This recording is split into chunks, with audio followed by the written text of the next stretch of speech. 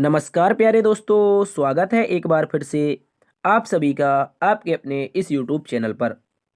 प्यारे साथियों, आप सभी के लिए एक बार फिर से हम लेकर के हाजिर हो चुके हैं उत्तर प्रदेश पुलिस री एग्ज़ाम 2024 के लिए रीजनिंग का एक बेहतरीन practice set.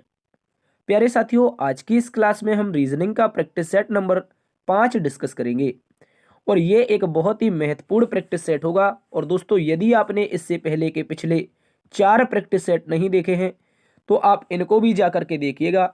UP police exam से रिलेटेड बहुत ही इम्पोर्टेंट क्वेश्चन आपकी क्लासेस में कवर किए गए हैं। तो साथियों, अगर हम बात करते हैं आज की इस क्लास की, आज की इस क्लास में हम बेहतरीन तरीके से कुछ प्रश्नों का अध्ययन करेंगे। आपके सामने कुछ इस तरह से प्रश्न रहने वाले हैं, जैसे कि आप क्वेश्चन नंबर 8 को देखेंगे। लिखा है कि निम्न आकृति में कितने त्रिभुज स्थित हैं। और प्यारे दोस्तों, ये आपका क्वेश्चन जो है उत्तर प्रदेश पुलिस के 18 फरवरी की सेकंड शिफ्ट में जो पेपर हुआ था उसमें पूछा गया था। एग्जाम के लिए बहुत ही महत्वपूर्ण प्रश्न है। इसके अतिरिक्त प्यारे साथियों, हम क्वेश्चन नंबर 17 को देखेंगे। लिखा है पुरुष शिक्षक और लेखक। पुरुष शिक्षक और लेखक 18 की सेकंड शिफ्ट में ये प्रश्न भी पूछा गया था। तो इंपॉर्टेंट प्रश्न सारे के सारे यूपी पुलिस में पूछे गए प्रश्न रहने वाले हैं। किस तरह से प्रश्न आपके एग्जाम में बनेंगे आज की इस क्लास में हम देखेंगे। शुरुआत करते हैं साथियों आज की इस क्लास की। बढ़ते हैं आज के पहले क्वेश्चन की तरफ। साथियों, उससे पहले आपको हमेशा की तरह एक जानकारी देनी है। जानकारी ये है, यदि आप इस क्लास का पीडीएफ प्राप्त करना चाहते हैं तो इस क्लास का फ्री ऑफ कॉस्ट पीडीएफ, बिल्कुल फ्री पीडीएफ आप लोगों को मिलेगा। कहाँ पर मिलेगा? तो DS sir official Telegram group पर। इस ग्रुप का जो लिंक है वो आपको इसी डिस्क्रिप्शन बॉक्स में मिल जाएगा। इसके माध्यम से आप टेलीग्राम पर ज्वाइन करेंगे और फ्री आपको यहाँ पर पीडीएफ मिल जाएगा, वो भी पूरा का पूरा अनसोल्ड पीडीएफ। ठीक है प्यारे दोस्तों, तो आप अपनी प्रैक्टिस निरंतर करते रहेंगे। इसके अतिरिक्त साथियों, आप हमें इंस्टाग्राम पर फॉलो कर सकते हैं डीएस सर ऑफिशियल 13 के नाम से। चलिए चलते हैं दोस्तों आज की इस क्लास में। शुरुआत करते हैं पहले प्रश्न से। पहला प्रश्न एक बहुत ही बेहतरीन प्रश्न प्यारे दोस्तों आप सभी के सामने रहने वाला है। इस प्रश्न का सभी प्यारे साथी उत्तर बताएंगे। क्वेश्चन का उत्तर क्या बनेगा? क्वेश्चन में बोला है लड़कियों की एक पंक्ति में सीता जो बाएं से 10वीं है और लीना जो दाएं से 7वीं है, अपने स्थानों को आपस में बदलती हैं। सीता बाएं से 15वीं हो जाती है। पंक्ति में कुल कितनी लड़कियां स्थित हैं? प्यारे दोस्तों, एक बहुत ही महत्वपूर्ण सवाल है। सबसे पहले बोला है कि आपके पास लड़कियों की कुछ पंक्ति है। उस पंक्ति में एक लड़की है जो बाएं स्थान से 10वें नंबर पर है। बाएं स्थान से कितने नंबर पर है? तो बोलेंगे 10वें नंबर पर।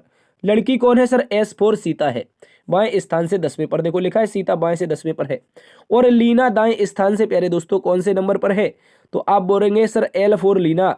और दाएं स्थान से आप लोगों की हो जाएगी 7वें नंबर पर। प्यारे साथियों, इसने सवाल ने हमसे बोला है जब वे दोनों अपना आपस में स्थान बदल लेती हैं, यानी कि सीता और लीना। लीना के स्थान पर पहुंच जाती है सीता, ठीक है, याद रखेंगे सीता, और सीता के स्थान पर पहुंच जाती है लीना। ठीक है, इस बात को याद रखेंगे। तो क्वेश्चन में बोला गया है साथियों, जब ऐसी स्थिति आती है तो सीता बाएं छोर से 15वीं हो जाती है, यानी इसी दिशा से कौन से नंबर पर हो जाती है? तो आप बोलेंगे सर 15वीं हो जाती है। कितनी? 15वीं। पहले कितनी थी लीना? तो आप बोलेंगे 7 थी। और सीता कितनी हो गई उसी स्थान पर बाएं से? 15वीं। तो प्यारे दोस्तों, आप बता सकते हैं इसमें कुल कितनी लड़कियां स्थित हैं? आप बोलेंगे सर बिल्कुल बता सकते हैं। कैसे बता सकते हैं? पिछली कई क्लासेस में करवाया है। जब भी एक लेफ्ट से पोजीशन आ जाए, एक राइट से पोजीशन आ जाए, दोनों को जोड़ करके एक घटा देना है। कैसे सर? देखो, एक लेफ्ट से ये पोजीशन, यानी कि आपकी बाएं से एक पोजीशन दे रखी है 15 नंबर, ये लड़की थी यहां पर आ गई। और एक दाएं से यही पोजीशन दे रखी है 7 नंबर। दोनों को जोड़ो 15 + 7। प्यारे दोस्तों क्या करेंगे? 15 + 7 करेंगे। तो 15 7 कर देंगे और माइनस में 1 भी कर देंगे। तो 22 और माइनस में 1 करेंगे प्यारे साथियों, आपका जो उत्तर आएगा बेहतरीन तरीके से विकल्प नंबर डी आ जाएगा 21। क्या आ जाएगा साथियों? विकल्प नंबर डी आ जाएगा 21। इस प्रश्न का बिल्कुल सही जवाब है। इसको आप लोग अच्छे से याद रखेंगे। और एग्जाम में ये प्रश्न भी आपके पूछा गया था, इंपॉर्टेंट हो जाता है आपके एग्जाम के लिए। बढ़ते हैं दोस्तों आज के दूसरे प्रश्न की तरफ। दूसरा क्वेश्चन एक बेहतरीन सा क्वेश्चन है, इसका भी आप लोग उत्तर बताएंगे। क्वेश्चन में बोला है ए बी से धनी है, सी ए से धनी है। तो साथियों, सबसे पहले जो ए है, जो ए नाम का शख्स है, वो किससे धनी है? तो आप बोलेंगे जो साथी ए नाम का शख्स है ये बी नाम के शख्स से धनी है। आगे बोला सी नाम का शख्स ए नाम के शख्स से धनी है। तो सी नाम का शख्स है, ए नाम के शख्स से धनी हो गया। यानी कि जो धनी है, यानी कि जो पैसे वाले हैं, उनको हम एक क्रम के ऊपर की ओर लिखते जा रहे हैं। सबसे ज्यादा पैसे वाला ऊपर जाएगा, सबसे नीचे पैसे वाला नीचे आएगा, यानी कम पैसे वाला। आगे बोला है दोस्त डी सी से धनी है। कह रहा है दोस्त जो डी है वो, एक मिनट, जो डी नाम का शख्स है वो किससे धनी है? सी से धनी है। और ई सबसे अधिक धनी है। जो ई नाम का शख्स है वो सबसे अधिक धनी है। कह रहा है यदि उन्हें धनांधता के अवरोही क्रम में बैठाया जाए तो मध्य में कौन होगा? प्यारे दोस्तों, सबसे पहले एक बात समझो, आप लोगों के सामने ये एक क्रम है, सबसे पहले बढ़ते हुए धनांधता के रूप में। उसने पूछा क्या है?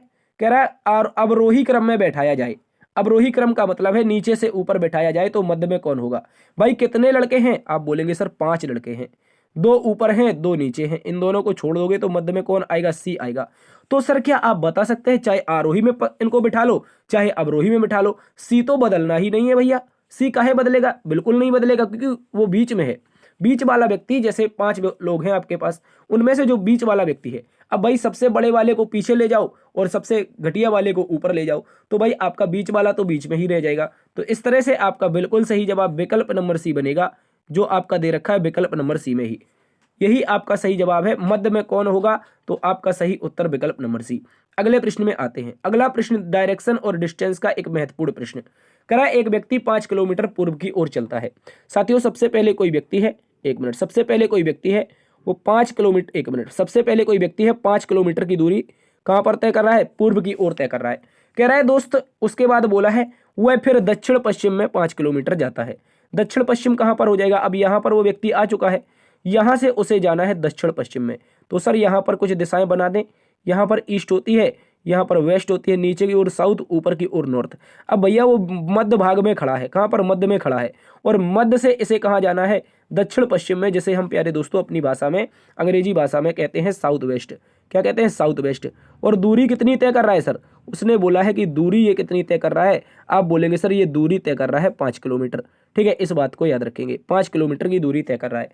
कह रहा है फिर वह उत्तर पश्चिम की ओर 5 किलोमीटर जाता है। प्यारे दोस्तों कहां पर जा रहा है? उत्तर पश्चिम की ओर 5 किलोमीटर जा रहा है। कहां पर? उत्तर पश्चिम की ओर 5 किलोमीटर जा रहा है। तो इसको हम 5 किलोमीटर ऐसे चला देंगे, जल्दी से बता देंगे क्या चला देंगे। आप बोलेंगे सर बिल्कुल चला सकते हैं। कह रहा है वह बिंदु जहां से उसने आरंभ किया था वे कहां है? वह बिंदु जहां से उसने आरंभ किया था वो कहां पर स्थित है, ये बताना है। तो प्यारे दोस्तों ये तो कुछ गड़बड़ लग रही है। 5 5 5 तीनों जगह है, तो भैया 5 5 की समान भुजाओं वाला एक त्रिभुज बन रहा है। क्या बन रहा है? समान भुजाओं वाला त्रिभुज। देखो ऐसे देखो, 5 की ये भुजा, 5 की ये भुजा और 5 की ये भुजा। तो सबसे पहले 5 उत्तर में, फिर 5 आपका साउथ वेस्ट, कहाँ पर? दक्षिण पश्चिम में।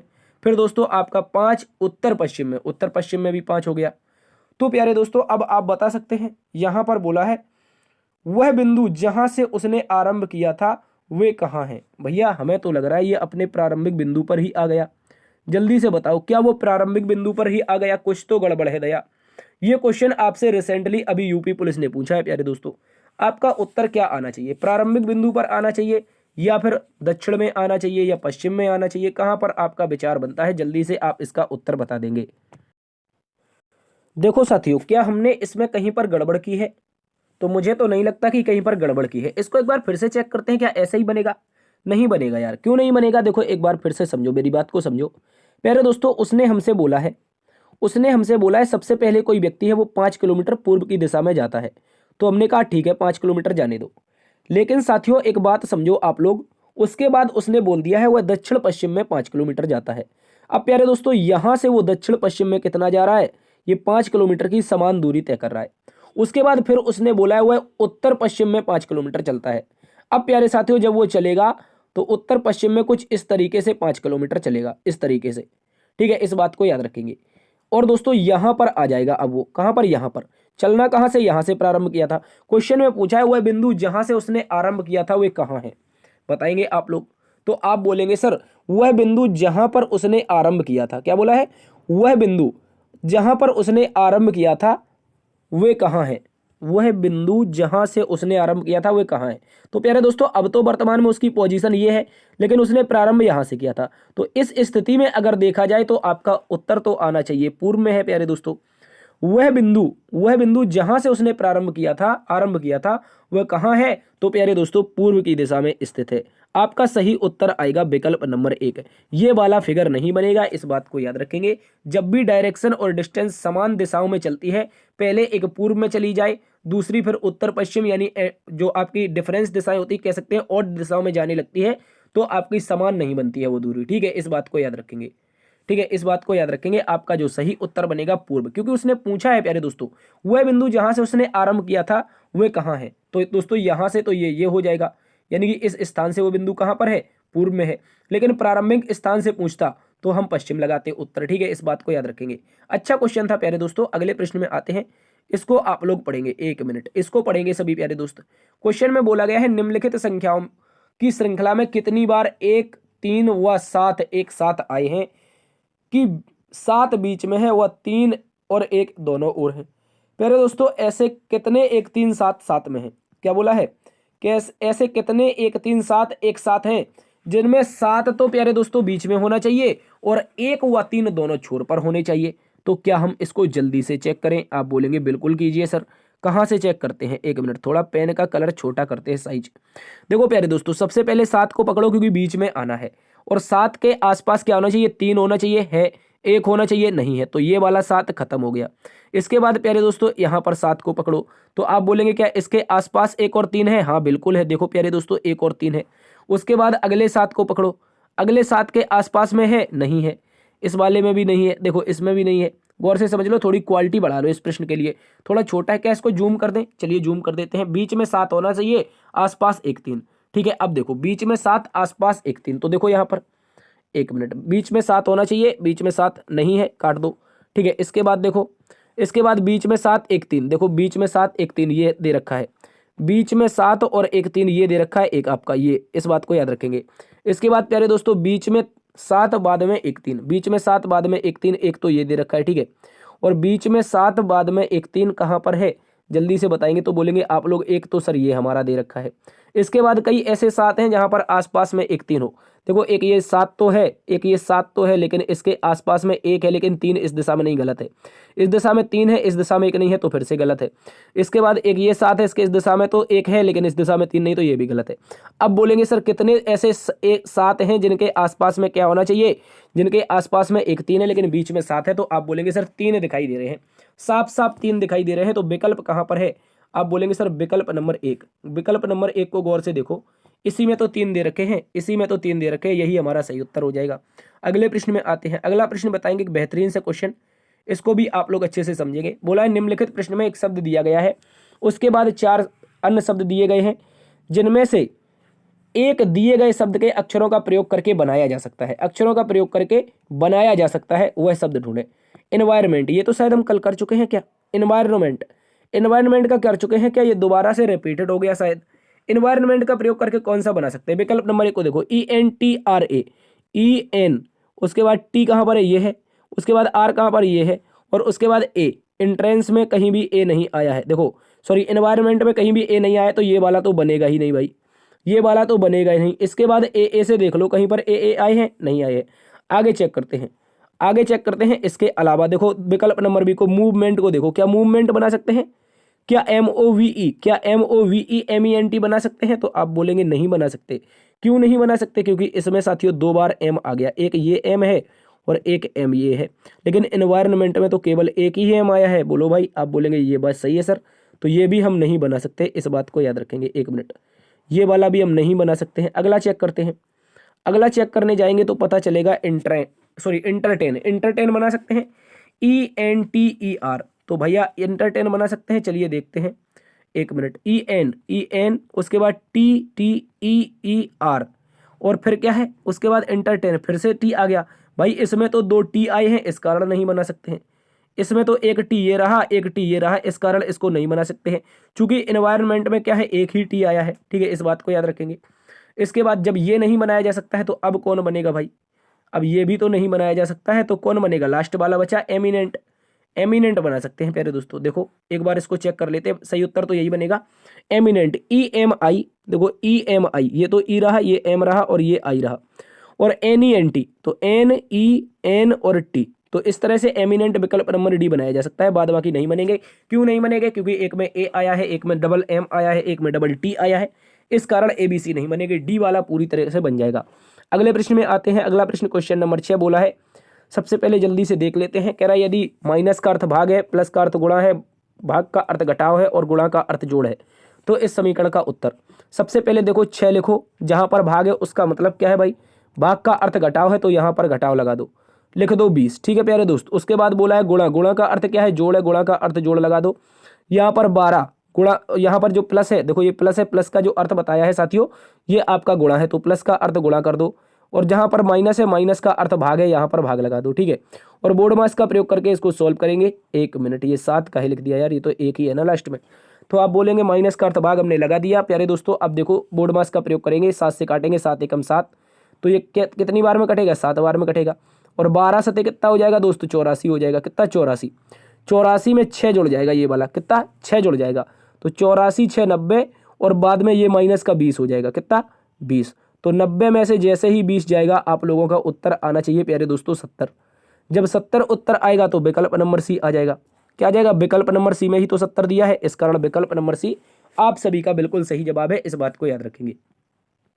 अगले प्रश्न में आते हैं। क्वेश्चन नंबर 7 को देखेंगे, एक बेहतरीन सा क्वेश्चन है।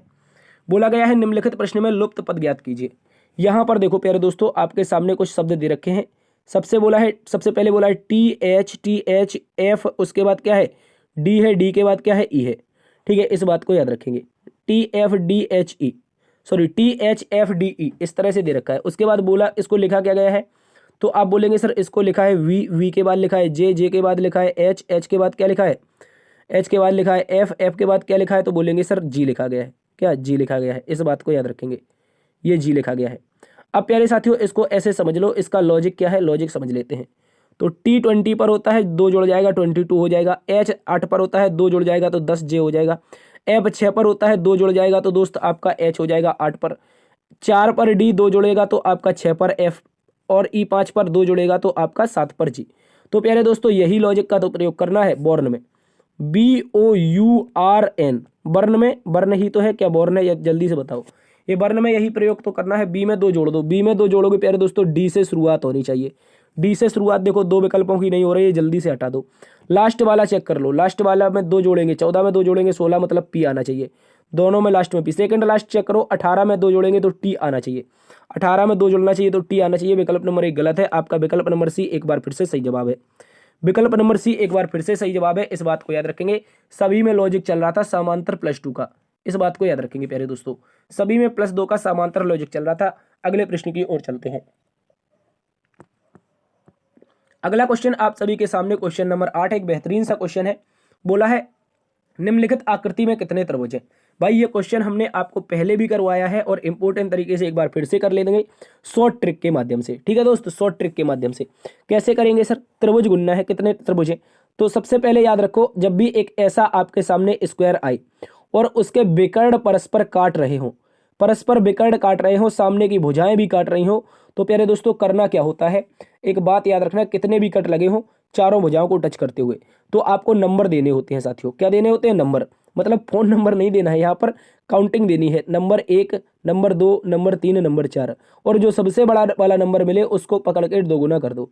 क्या कर दो, उसको पकड़ के 2 गुना कर दो, तो 4 दूनी 8 प्यारे दोस्तों आपका आ जाएगा। क्या आ जाएगा, 8।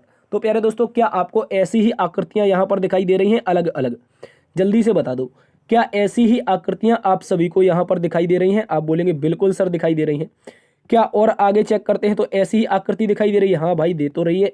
तो इसका लॉजिक क्या है, इस प्रश्न का उत्तर क्या है, जल्दी से बता सकते हैं आप लोग। हमने लॉजिक तो बता दिया है, उत्तर आपको बताना है। नंबर देना है 1, 2, 3 और 4, यहाँ पर भी 1, 2, 3 और 4, यहाँ पर भी 1, 2, 3 और 4। तो भाई 4 4 के 3 पेयर आए हैं, तो सबसे बड़ा वाला यहाँ डबल करोगे तो 8 आ जाएंगे। इसमें से यहाँ पर डबल करोगे तो फिर से 8 आ जाएंगे सबसे बड़े के, और यहाँ भी सबसे बड़े के डबल करोगे तो 8 आ जाएंगे। तो 8 गुणा प्यारे दोस्तों 3 कितना हो जाएगा, 24 हो जाएगा। ठीक है, इसके बाद प्यारे दोस्तों आप एक बात और याद रख लो, एक बात वो याद ये रखनी है कि यहाँ पर अभी और त्रिभुज मिलेंगे, एक लाइन को जोड़ने से 2 मिलते हैं, ये हमने बताया है कैसे मिलते हैं। तो देखो जब ये लाइन जुड़ेगी तो एक त्रिभुज ये मिल जाएगा और दूसरा त्रिभुज प्यारे दोस्तों ये वाला मिल जाएगा। तो प्यारे दोस्तों एक लाइन से 2 तो दूसरी लाइन से भी 2, ठीक है, इस बात को याद रखेंगे। तो 24 और 4, 24 में 4 जोड़ेंगे साथियों 28 आ जाएगा। क्या आ जाएगा? 28। तो इस प्रश्न का जो बिल्कुल सही जवाब बनेगा वो त्रिभुजों की संख्या कितनी होगी साथियों? 28 होगी, इस बात को याद रखेंगे। ठीक है दोस्त, 28 आपका सही जवाब है। अगले प्रश्न में आते हैं। अगला प्रश्न एक बहुत ही बेहतरीन क्वेश्चन, इसे एमसीक्यू मानेंगे। ये सीजीएल लेवल का क्वेश्चन था, एक टफ क्वेश्चन आपसे रीजनिंग में पूछा गया था। कह सकते हैं इसको टफ, लेकिन हालांकि ज़्यादा टफ तो नहीं है, लेकिन इसको टफ कह सकते हैं। ठीक है दोस्त, अब देखो यहाँ पर हम आपको लिख देते हैं आपके सामने इस प्रश्न को पूरी तरीके से बड़े बड़े रूप में। एम डैश एन ओ, ठीक है, इस तरह से। उसके बाद डैश एम डबल एन, ठीक है, एम डबल एन। उसके बाद डैश पी, फिर से डैश एन ओ, ठीक है, और उसके बाद फिर डैश है, फिर पी एम है, ठीक है। उसके बाद देखो फिर डैश है, फिर ओ पी है, फिर डैश है। तो प्यारे दोस्तों अब सबसे पहले इसके बारे में बताओ, सबसे पहले कौन बताएगा इसका बिल्कुल सही जवाब? साथियों आपको इसको अच्छे से समझना होगा, एक बहुत ही प्यारा सा लॉजिक है, बहुत ही प्यारा लॉजिक है प्यारे दोस्तों। देखो इसको सबसे पहले ऐसे प्रश्न को सॉल्व करने के लिए टोटल पद काउंट करते हैं, गिनो। 1 2 3 4 5 6 7 8 9 10 11 12 13 14 15 16 17 18 19 20। टोटल पदों की संख्या कितनी है? तो बोलेंगे सर 20 है। और 20 के लिए हम क्या करते हैं? 20 के लिए भाई पेयर बनाते हैं। 20 के लिए पेयर किसका बनाते हैं? ऐसे लिखते हैं 20 और 20 में एक 2 पेयर बनाते हैं, एक तो 4 गुणा 5 का, एक 5 गुणा 4 का। ठीक है दोस्त, अपनी सहूलियत के अनुसार जैसा आपको आसान लगे, जैसा उचित लगे वैसा बना लो प्यारे दोस्तों। तो हम इसमें क्या करेंगे? 5-5 अक्षरों का एक पेयर बनाएंगे। कितने कितने अक्षरों का? 5-5 अक्षरों का। 5-5 अक्षरों का पेयर एक आसान पेयर हो जाएगा, इस बात को याद रखेंगे। ठीक है प्यारे दोस्त, अब इस तरह से 5-5 के हमने 4 पेयर बना लिए हैं। तो इसमें क्या भर सकते हैं? कोई बता सकता है? कोई हमारा महान योद्धा बता सकता है इसमें क्या भर सकते हैं? देखो सबसे पहले विकल्पों को अगर आप देखेंगे तो सभी में एम से शुरुआत हो रही है। किससे? एम से। तो सबसे पहले एम तो प्यारे दोस्तों भरना ही पड़ेगा, एम तो भरना ही पड़ेगा। डबल एम एन ओ, अब क्या करें भाई? डबल एम एन ओ, देखो पी लास्ट में यहां पर भी है, पी यहां पर भी है, तो पी को यहां पर भी भर दो। Double M N O P, यहां पर क्या हो गया? M double N O P, ठीक है, इस तरह से। यहाँ पर क्या हो जाएगा? एम एन, फिर क्या होना चाहिए? क्या होना चाहिए जल्दी से बताओ? M N double O P, M N double O P. उसके बाद क्या हो जाएगा? M N O double P, ठीक है। देखो क्योंकि लास्ट में यहाँ पर भी पी है, यहाँ पर भी पी है और यहाँ पर भी ये एम है, इसको काट दो, इसको हटा दो, ये कोई काम का नहीं है। ठीक है दोस्त, ये आपका कोई काम का नहीं है। अब देखो हमने पेयर एक बनाया है, बहुत ही प्यारा सा पेयर। वो पेयर क्या है? सबसे पहले 2 लेटर थे जो समान बराबर 2 बने थे, यानी कि 2 जोड़े में बने थे। उसके बाद अगला लेटर जो आया एन, वो आपका डबल जोड़े में बना। उसके बाद जो तीसरे नंबर का लेटर था वो डबल जोड़े में बना। इसके बाद जो अंतिम नंबर का लेटर था वो भी डबल जोड़े में बना। तो एक बहुत ही प्यारा लॉजिक बना, double M N O P, M double N O P, M N double O P, एक बन जाएगा M N O double P. इस तरह से आपका लॉजिक बनेगा।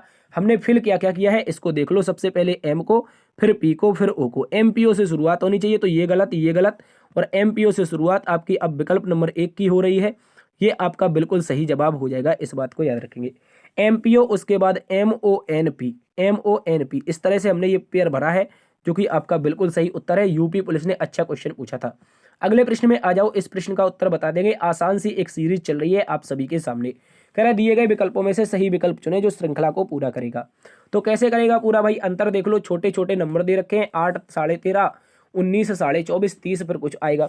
तो इस तरह से देखो आप इनके बीच का अंतर, इन सभी के बीच का प्यारे दोस्तों अंतर देखने जाओगे तो आपके सामने मजा आ जाएगा, एक अच्छा सा लॉजिक पता चलेगा।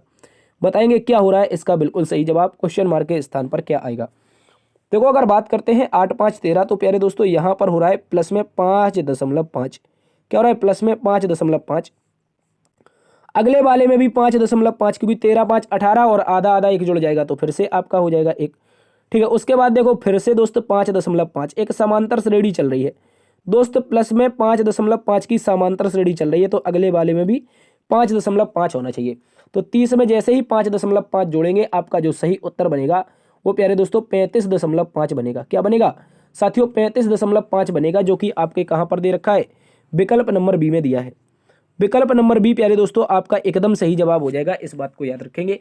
एक प्यारा सा लॉजिक है, अच्छा लॉजिक है, इस बात को याद रखेंगे। अगले प्रश्न में आ जाओ साथियों। अगला क्वेश्चन सादृश्यता से संबंधित है और खूब दबा के सादृश्यता पूछी गई है। प्रत्येक शिफ्ट में 2 क्वेश्चन, तो इंपॉर्टेंट हो जाती है सादृश्यता। कह रहा है नीचे दिए गए प्रश्न में एक शब्द युग्म दिया गया है, उसके बाद विकल्प के रूप में 4 शब्द युग्म दिए गए हैं। आपको वह युग्म चुनना है जिसमें शब्दों के मध्य समान संबंध होता है। बताइए साथी क्या होगा इसका सही जवाब। शब्द युग्म एक ये आपको दे रखा है, इसके समान क्या संबंध बना रहा है। सबसे पहले पढ़ेंगे, लिखा है स्वधर्म त्यागी।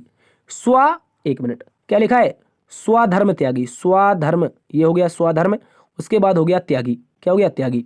तो स्वधर्म त्यागी कौन होता है भाई, जो धर्म को त्याग देता है, जो स्वयं से धर्म को त्याग देता है, धर्म को त्यागने वाला स्वधर्म त्यागी कहलाता है।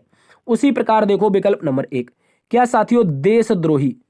देशद्रोही, देशद्रोही कौन होता है, देश से द्रोह करने वाला। क्या ये सही उत्तर बन जाएगा, हाँ बिल्कुल बन जाएगा यार। जिस प्रकार धर्म को त्यागने वाला स्वधर्म त्यागी कहलाता है, उसी प्रकार देश को त्यागने वाला या देश से त्याग करने वाला या देश से गद्दारी करने वाला आपका देशद्रोही होता है। इस बात को याद रखेंगे, जो कि आप लोगों का दिया गया है विकल्प नंबर कौन से में, विकल्प नंबर ए में ही दिया है प्यारे दोस्तों। आगे देखो, अधिपति राज्य। अधिपति क्या होता है भैया, राजा होता है, और कहाँ का, राज्य का। ये तो उल्टा संबंध दे रखा है। इसके बाद जेलर कानून नहीं बनाता है, कानून बनाता है जस्टिस यानी कि कोर्ट बनाता है। शिक्षा शिक्षक नहीं करता है, शिक्षा शिक्षक नहीं करता है भैया, शिक्षा देता है शिक्षक। इस बात को याद रखेंगे, उल्टे संबंध है यहाँ पर। आपका जो सही उत्तर है अकॉर्डिंग टू आपके यूपी पुलिस एग्जाम में जो पूछा गया था, वो उत्तर विकल्प नंबर 1 बनेगा। अगले प्रश्न में आते हैं। अगला क्वेश्चन कथन और धारणा से संबंधित एक बेहतरीन सा क्वेश्चन है। इसके बारे में सभी प्यारे दोस्त उत्तर बताएंगे। कथन में बोला है रात के समय पेड़ के नीचे नहीं सोना चाहिए। एक अच्छा सा क्वेश्चन है, क्यों नहीं सोना चाहिए, उसके पीछे धारणा क्या है। कह रहा रात को पेड़ के नीचे नहीं सोना चाहिए, गिरती हुई पत्तियां हमारे कपड़े खराब कर सकती हैं। कह रहा है पेड़ रात में कार्बन डाइऑक्साइड छोड़ते हैं जो स्वास्थ्य के लिए हानिकारक है। तो बताइए आपको इसके पीछे का राज पता है क्या, जल्दी से बताओ। आप बोलेंगे सर पेड़ तो हमें ऑक्सीजन देते हैं, भाई ऑक्सीजन केवल दिन में देते हैं, इस बात को याद रखेंगे। रात में तो कार्बन डाइऑक्साइड देते हैं जो शरीर के लिए हानिकारक होती है, स्वास्थ्य के लिए हानिकारक। तो दूसरी वाली धारणा सही है। कह रहा है गिरती हुई पत्तियां हमारे कपड़े खराब कर सकती हैं, तो भाई ये तो गलत है, ये तो बिल्कुल नहीं बनेगी। कपड़े खराब करने वाली कोई बात ही नहीं कही गई है, इस बात को याद रखेंगे। तो आपका जो सही उत्तर बनेगा कहां पर है, केवल पूर्व धारणा नंबर 2, केवल धारणा नंबर 2 निहित है, इस बात को याद रखेंगे। ठीक है, धारणा नंबर 2 निहित है, इस बात को सभी प्यारे दोस्त याद रख लेंगे। अगले प्रश्न में आते हैं। अगला प्रश्न आप सभी का जो कमजोरी थी उसको हम दूर करेंगे। निरंतर आपके लिए 3 से 4 क्वेश्चन लेकर के आएंगे मानसिक अभिरुचि के। बोला है साथियों, आप एक पुलिस अधिकारी के रूप में तैनात हैं। आप एक 10 वर्षीय बच्चे को व्यस्त चौराहे पर भीख मांगते हुए देखते हैं। सॉरी, कह रहा है आप एक पुलिस अधिकारी हैं और तैनात हैं। आपने देखा कि कोई 10 वर्ष का बच्चा है, वो व्यस्त चौराहे पर भीख मांग रहा है। भारत के किशोर न्याय कानून के अनुसार, भारत के किशोर न्याय कानून के अनुसार आपको क्या करना चाहिए। भाई किशोर न्याय कानून सबसे पहले तो पता होना चाहिए। किशोर न्याय कानून में लिखा है जो बच्चे के माता पिता होंगे वो अभिरक्षा लेने के लिए सूचित किया जाना चाहिए। बिल्कुल सही जवाब है आपका विकल्प नंबर 1। प्यारे दोस्तों विकल्प नंबर 1 बिल्कुल सही है, क्योंकि हमारा आर्टिकल 14 भी कहता है, सॉरी माफी चाहेंगे, आर्टिकल 21A कहता है कि 6 से जो 14 वर्ष के बच्चे हैं उनमें सरकार उनको फ्री शिक्षा देगी। लेकिन वो फ्री शिक्षा देगी कैसे प्यारे दोस्तों, तो उन बच्चों का संरक्षण उनके माता पिता करेंगे। ठीक है, 6 से 14 वर्ष के। तो इस कारण ये सही हो जाएगा, क्योंकि ये बच्चा तो केवल 10 वर्ष का ही है, ये कानून के दायरे के अंतर्गत आता है और किशोर न्याय कानून के अनुसार उसके माता पिता को अभिरक्षा के लिए सूचित करना चाहिए। बिल्कुल सही है। उसे गिरफ्तार आप नहीं करेंगे, बच्चा गलत है। परामर्श प्रदान करेंगे, चेतावनी जारी नहीं करेंगे, छोटा सा बच्चा है। उसे सरकारी किशोर आग्रह में ले जाएंगे, नहीं ले जाएंगे, क्योंकि उसके माता पिता भी तो होंगे यार, भीख मांग रहा है, उसका कोई गार्जियंस तो होगा ना, कोई गार्जियंस तो होगा। तो इस तरह से आप गार्जियंस को सौंपेंगे उसको। ठीक है, इस बात को याद रखेंगे। अगले प्रश्न में आते हैं। अगला प्रश्न है, आप एक पुलिस अधिकारी के रूप में तैनात हैं। अस्पतालों में नवजात शिशु की चोरी के मामले रोकने के लिए आपको क्या करना है। कह रहा है अस्पताल जो होते हैं वहां पर जो नए बच्चे जन्म लेते हैं उनकी चोरी हो रही है, उनके मामलों को रोकने के लिए क्या करेंगे। लेबर रूम में प्रवेश और निकास के आसपास सीसीटीवी फीड का विश्लेषण करना चाहिए। प्रसूति वार्ड में आगंतुकों को प्रतिबंधित करना चाहिए। गुप्त महिला कांस्टेबल को छद्म गर्भवती डिकॉय के रूप में तैनात करना चाहिए। सुराग के लिए हिरासत में लिए गए अवैध व्यापारियों के फोन कॉल को अवरुद्ध करना चाहिए। जल्दी से बताइए प्यारे दोस्तों। सबसे पहले तो ये देखो, पुलिस अधिकारी के रूप में बच्चे जो नवजात बच्चे जन्म ले रहे हैं अस्पताल में, आप वहां पर तैनात हैं, लेकिन चोरी हो रही है उनकी, आप रोक नहीं पा रहे, तो क्या करेंगे भाई। यहां पर लिखा है अवैध व्यापारियों के फोन कॉल को अवरुद्ध करना चाहिए। क्या आपको कहीं भी यहां पर बताया कि अवरुद्ध जो व्यापारी हैं बच्चे के चोरी करने वाले, उनके कई फोन कॉल की आपके पास डिटेल है? नहीं है, तो ये तो बिल्कुल गलत हो जाएगा, ये तो गलत हो जाएगा, नहीं बनेगा। कह रहा है गुप्त महिला कांस्टेबलों को छद्म गर्भवती डिकॉय के रूप में तैनात करना चाहिए। ये भी आपका गलत उत्तर बनेगा प्यारे दोस्तों। ठीक है, इस बात को याद रखेंगे। जो महिला कांस्टेबल होगी उनको दिखावे का गर्भ धारण करवा के आप वहां पर तैनात कर देंगे, ताकि आपके जो बच्चे चोरी करने वाले आए उनको पकड़ सकें। ऐसा नहीं होगा, ठीक है दोस्त, ये आपका गलत है। हालांकि ये आपके हथकंडा पुलिस अपनाती है, ये गलत है, ठीक है, ये क्वेश्चन का उत्तर नहीं बनेगा। प्रसूति वार्ड में आगंतुकों को प्रतिबंध लगा देंगे, नहीं लगा पाएंगे, क्योंकि यार दोस्तों जो वहां पर जो प्रसूति महिलाएं होती हैं वहाँ उनके जो गार्जियंस होते हैं वो भी तो आते हैं, इस कारण आप प्रतिबंध नहीं लगा सकते हैं। आप क्या करेंगे, जो लेबर रूम है वहां पर प्रवेश और निकास के लिए जो सीसीटीवी फुटेज लगी है उसका विश्लेषण करेंगे, इस बात को याद रखेंगे। आपका सही उत्तर विकल्प नंबर 1। अगले प्रश्न में आते हैं। प्रश्न में लिखा है क्वेश्चन नंबर 15, एक पुलिस अधिकारी के रूप में मेरे द्वारा इसे पेशे को चुनने का प्राथमिक कारण क्या है। आप पुलिस में बनने जा रहे हैं, जो पुलिस का पेपर है अभी देंगे, तो आप पुलिस में बनने जा रहे हैं, इसका मुख्य कारण क्या है, जल्दी से बताएंगे। इसका सही उत्तर क्या होना चाहिए आपके अनुसार। कह रहे हैं पुलिस अधिकारी के रूप में मेरे द्वारा इस पेशे को चुनने का प्राथमिक कारण क्या होना चाहिए। नौकरी की सुरक्षा प्रदान करना, नहीं बनेगा, क्योंकि भाई नौकरी तो आप लेते हैं लेकिन किस लिए लेते हैं, देश के लिए लेते हैं, ठीक है, और अपराधियों को पकड़ने के लिए लेते हैं।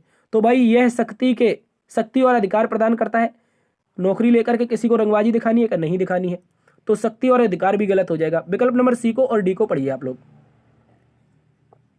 बोला है देश की सेवा के अवसर पर, कह रहा है देश की सेवा करने का अवसर, देश की सेवा करने के अवसर के रूप में इसे चुनना हमारी प्राथमिकता है। अपराधियों को पकड़ने का उत्साह हमारी प्राथमिकता है। तो प्यारे दोस्तों आपके यहां पर दोनों उत्तर बन सकते हैं। साथियों एक बात याद रखो, यहां पर दोनों उत्तर बन सकते हैं। देश की सेवा करना भी पुलिस अधिकारी के रूप में आपकी क्या है, पेशे चुनने की प्राथमिकता होनी चाहिए, और अपराधियों को पकड़ने का उत्साह भी होना चाहिए, क्योंकि पुलिस में क्या होता है, बहुत सारे लोग अपराध करके भागते हैं, फरार होते हैं, तो वहां पर उनको पकड़ने की उत्सुकता भी आपकी सही होगी और देश की सेवा करना भी सही होगी। आप इसके अनुसार बताएंगे। मेरे अनुसार तो प्यारे दोस्तों ये दोनों के दोनों सही है, ठीक है, इस बात को याद रखेंगे, इस बात को याद रखेंगे, दोनों के दोनों सही है। अगले प्रश्न में आ जाओ। क्वेश्चन नंबर 16 बोला है एक पुलिस अधिकारी के रूप में आपको अपनी वर्दी पर रैंक का प्रतीक चिन्ह पहचानना आवश्यक है। अगर आप पुलिस अधिकारी के रूप में जाते हैं तो आपकी जो वर्दी है वहां पर जो रैंक का प्रतीक चिन्ह लगाया जाता है। भारतीय पुलिस सेवा में उप निरीक्षक के लिए निम्नलिखित में से कौन सा सही रैंक का प्रतीक है। सबसे पहले तो प्यारे दोस्तों आपको यह समझना होगा, जो उप निरीक्षक होता है इसे इंग्लिश में क्या कहते हैं, उप निरीक्षक को, ठीक है, इस बात को याद रखेंगे। उप निरीक्षक होता कौन है, उप निरीक्षक होता कौन है, इस हिसाब से आप बताएंगे। 3 सितारे, 1 सितारा, 4 सितारे, 2 सितारे, जल्दी से बताइए क्या होगा इसका बिल्कुल सही जवाब। तो प्यारे दोस्तों जो उप निरीक्षक होता है उसे हम कहते हैं, क्या कहते हैं, एसआई कहते हैं, ठीक है, याद रखेंगे। आपके सब इंस्पेक्टर कहा जाता है, इस बात को याद रखेंगे, एसआई कहा जाता है। तो भैया एसआई को आपने कितने स्टार लगे हुए देखे हैं, आप बोलेंगे एसआई को तो सर 2 स्टार लगे होते हैं, निरीक्षक को 3 लगे होते हैं, 1 सितारा एएसआई होता है, इसे लगे होते हैं अपर सब इंस्पेक्टर, ठीक है, तो ये 1 सितारा वाला हो जाता है, और 2 सितारे वाला एसआई, 3 सितारे वाला निरीक्षक यानी कि आई इंस्पेक्टर कह सकते हैं, जिसे एसएचओ के नाम से भी जाना जाता है। अगले प्रश्न में आते हैं। अगला प्रश्न क्वेश्चन नंबर 17 बोला है प्रश्न चिन्ह के स्थान पर उपयुक्त विकल्प को खोजें। कह रहा है वनस्पति विज्ञान पौधे के अंतर्गत आती है, तो कीट विज्ञान किसके अंतर्गत। कह रहा है जो दोस्तों वनस्पति विज्ञान है पौधे से संबंधित है, कीट विज्ञान किससे संबंधित होगी। तो साथियों सबसे पहले आप समझो, वनस्पति जो विज्ञान होती है उसके अंतर्गत हम विभिन्न प्रकार की वनस्पतियों का अध्ययन करते हैं, जिनमें से आपके पौधे आदि वनस्पति के अंतर्गत आते हैं, ठीक है। कीट विज्ञान में भी हम कीटों का अध्ययन करेंगे। कीट का मतलब प्यारे दोस्तों कीड़े मकोड़े का अध्ययन करेंगे, और कीड़े मकोड़े का अध्ययन करेंगे तो हमारा विकल्प नंबर क्या बनेगा, ए सही उत्तर बनेगा। जिस प्रकार वनस्पति विज्ञान में पौधे का अध्ययन, उसी प्रकार कीट विज्ञान में कीड़ों का अध्ययन। अगला प्रश्न कह रहा है दोस्तों ब्लड रिलेशन से अच्छा सा क्वेश्चन पूछा गया है। शीला रवि की भाभी है, शीला रवि की भाभी है, राम रवि का भाई है। जो शीला नाम की लड़की है वो किसकी भाई है, सॉरी माफी चाहेंगे, शीला नाम की लड़की है, रवि की भाभी है, ठीक है, इस बात को याद रखेंगे। जो शीला है यहाँ पर हम बना देते हैं, 1 मिनट थोड़ा नीचे बनाते हैं यार। जो शीला है प्यारे दोस्तों, शीला भाभी किसकी है, तो आप बोलेंगे शीला की सबसे पहले एक शादी करवाओ, उसका हस्बैंड लाओ यहाँ पर, और इस हस्बैंड का एक भाई है जिसका नाम है रवि, ठीक है, याद रखेंगे रवि। क्या शीला रवि की भाभी है, तो ये रवि की भाभी बन गई। लेकिन आगे ही लाइन में बोला राम रवि का भाई है, तो भैया यहाँ पर क्या हो जाएगा, राम हो जाएगा। राम रवि का भाई है तो रवि का भाई और उसकी भाभी इस तरह से बन जाएगा। कह रहा राम की पत्नी शीला है, अगली लाइन में ही बोल दिया कि राम की पत्नी शीला है, तो हमने राम की पत्नी शीला बना दी। कह रहा है दीपा रवि की बहन है। जो दीपा है प्यारे दोस्तों वो बहन को किसकी है, तो आप बोलेंगे दीपा बहन है प्यारे दोस्तों किसकी, रवि की। तो रवि एक लड़का है, शीला एक महिला है, राम एक लड़का है, दीपा एक महिला है। दीपा की माँ शांति है प्यारे दोस्तों, दीपा की माँ कौन है, शांति है, यहाँ पर शांति हो जाएंगी, ये हो गई शांति जी, ठीक है, इस बात को याद रखेंगे। शांति भी एक महिला, इसको माइनस लगा दो। क्वेश्चन में बोला है शीला शांति से कैसे संबंधित है, शीला जो है शांति से कैसे संबंधित है। से लगा है प्यारे दोस्तों शांति के साथ, तो ये जो शांति है, ये जो शांति है शीला को क्या बोलेगी? शीला को प्यारे दोस्तों बोलेगी, शांति बोलेगी ये मेरी बच्ची, ये मेरा बच्चा और ये मेरे बच्चा। और बच्चे की जो पत्नी होगी वो क्या होगी? बहू होगी। क्या कहलाती है? बहू कहलाती है। इस बात को याद रखेंगे। विकल्प नंबर डी प्यारे दोस्तों आपका सही उत्तर आएगा। बहुत ही अच्छा क्वेश्चन है, एग्जाम में पूछा गया था अभी रिसेंटली। अगले क्वेश्चन में आते हैं। कह रहा है एक पंक्ति में चेतन ऊपर से 18वें और नीचे से 15वें स्थान पर है। कोई पंक्ति है, मान लेते हैं साथियों कोई पंक्ति है इस तरह की। एक मिनट, सबसे पहले मान लेते हैं कोई इस तरह की पंक्ति है, इस तरह की। एक मिनट यार, सबसे पहले आपकी ये एक पंक्ति रही। इस पंक्ति में जो चेतन नाम का लड़का है, चेतन नाम का जो लड़का है वो प्यारे दोस्तों ऊपर से जो उसकी पोजीशन है, उसकी इस चेतन की जो पोजीशन है ऊपर से, इस एक मिनट, इस चेतन की जो पोजीशन है ऊपर से, ये पोजीशन आप लोगों की 18वीं दे रखी है। कह रहा है ऊपर से 18वां है और नीचे से ही वही चेतन, नीचे से ही यही चेतन, मतलब इसी स्थान पर नीचे से अगर शुरुआत करते हैं तो ये चेतन कितने पर हो जाता है? 15वें स्थान पर हो जाता है। ठीक है, इस बात को याद रखेंगे। कह रहा है पंक्ति में उम्मीदवार कितने हैं? तो भाई हमने बोला है एक तरफ से अगर लेफ्ट दे रखा है, दूसरे तरफ से राइट दे रखा है, दोनों में टोटल निकालना है तो दोनों को जोड़ के -1। तो 15 18 को जोड़ो तो आएगा 31 आएगा। सॉरी 8 5 13, 3 और 2 1 3, तो 33 आएगा प्यारे दोस्तों। एक माइनस करेंगे तो पंक्ति में कुल बच्चों की जो संख्या आएगी, जो कुल उम्मीदवारों की संख्या आएगी वो 32 आएगी। वो आपका विकल्प नंबर 1 में है। कौन से विकल्प में है? 1 नंबर में। ये आपका सही उत्तर हो जाएगा। अगले प्रश्न में आ जाओ, क्वेश्चन नंबर 20। एक बेहतरीन सा क्वेश्चन है, ये अभी रिसेंटली पूछा गया था आप लोगों से। इसका भी उत्तर बताएंगे। बोला है निम्नलिखित प्रश्न में कौन सा आरेख पुरुषों, शिक्षकों और लेखकों के बीच में सही संबंध दर्शाता है? पुरुष भी होना चाहिए, शिक्षक भी होना चाहिए और लेखक भी होना चाहिए। तो प्यारे दोस्तों सबसे पहले तो हम एक आरेख बनाएंगे जो आपका मेल को डिनोट करेगा, यानी कि पुरुषों को डिनोट करेगा। तो इसको इंग्लिश में मेल लिख दिया हमने। ठीक है, इसके बाद कुछ मेल ऐसे होते हैं, यानी कुछ मेल ऐसे होते हैं जो क्या होते हैं साथियों? शिक्षक होते हैं। क्या होते हैं कुछ मेल ऐसे जो शिक्षक होते हैं? आप बोलेंगे हाँ सर, कई हमने ऐसे लोग देखे हैं जो टीचर होते हैं, यानी कि मेल होते हैं, आदमी होते हैं और शिक्षक भी होते हैं। इसके साथ साथ बताइए, क्या आपने कई ऐसे व्यक्ति देखे हैं, पुरुष देखे हैं जो लेखक भी हों और टीचर भी हों? हाँ, हमने कई सर देखे हैं। कई ऐसे उदाहरण हैं, कई ऐसे उदाहरण हैं जो आपके शिक्षक भी रहे हैं और पुरुष भी हैं और लेखक भी रहे हैं अच्छे खासे। जैसे सर्वपल्ली राधाकृष्णन को देख लो, वो शिक्षक भी थे, उसके बाद वो लेखक भी थे और वो पुरुष भी थे। तो आप यहाँ पर बोलेंगे ये राइटर हो जाएगा, राइटर। तो इस तरह के आरेख आने चाहिए तीनों में एक दूसरे से क्रॉस करते हुए, और तीनों में क्रॉस करते हुए आपके जो आरेख हैं विकल्प नंबर बी में दिए गए हैं। आपका बिल्कुल सही जवाब बन जाएगा प्यारे दोस्तों। विकल्प नंबर बी एकदम बेहतरीन तरीके से उत्तर बनेगा। इस बात को याद रखेंगे। तो साथियों आज की क्लास यहीं पर समाप्त होती है। आशा करते हैं आज की क्लास आपको पसंद आई होगी। यदि पसंद आई है तो एक बार से सेशन को आप लाइक कर दीजिए। जल्दी से आप लोग सेशन को लाइक कर देंगे, और अभी तक इसे सब्सक्राइब नहीं किया है तो प्यारे दोस्तों आप इसको सब्सक्राइब कर लीजिए। इसको सब्सक्राइब करने का मुख्य उद्देश्य क्या है तो मैं आपको बता दूं। अभी मैं यहाँ पर कुछ दिनों के अंतर्गत मैथ की एक बेहतरीन सी क्लास शुरू करने वाला हूँ। मैथ की एक बेहतरीन सी क्लास शुरू करने वाला हूँ जिसमें हम मैथ के 10 क्वेश्चन शामिल करेंगे, और बहुत ही टॉप क्लास के 10 क्वेश्चन जो आपके एग्जाम में पूछे जाएंगे। 20 पूछे जाते हैं और 10-10 करके हम कम से कम 20 से 30 क्लास डिस्कस करेंगे जो आपके एग्जाम के लिए इंपॉर्टेंट हो सकती हैं। तो प्यारे दोस्तों अब आप इस चैनल को सब्सक्राइब कर लीजिए। इसके लिए मैंने बता दिया है क्यों करना है, क्योंकि रीजनिंग के साथ साथ अब आपको मैथ का वीडियोज मिलेगा, जिससे आपके यूपी पुलिस के एग्जाम में एक बेहतरीन सी तैयारी हो सकती है आप लोगों की, और आपको मदद भी मिलेगी मैथ से। ठीक है दोस्त, इस तरह से इस बात को याद रखेंगे। तो सेशन यदि पसंद आया है तो प्यारे दोस्तों लाइक कर दीजिए, और यार सब्सक्राइब जरूर करना दोस्तों में, सेशन को शेयर करना, और अभी तक चैनल को सब्सक्राइब नहीं किया तो फिर से एक बार कह देते हैं कि सब्सक्राइब जरूर करना है। क्यों करना है? क्योंकि हम आपको यहाँ पर कुछ नई नई चीजें लाने का प्रयास कर रहे हैं आप लोगों के लिए। ठीक है, देखते रहिए आपका अपना परिवार लर्न विद डीएस सर। मिलते हैं एक नई क्लास में, तब तक के लिए अपना ख्याल रखना। जय हिंद, जय भारत।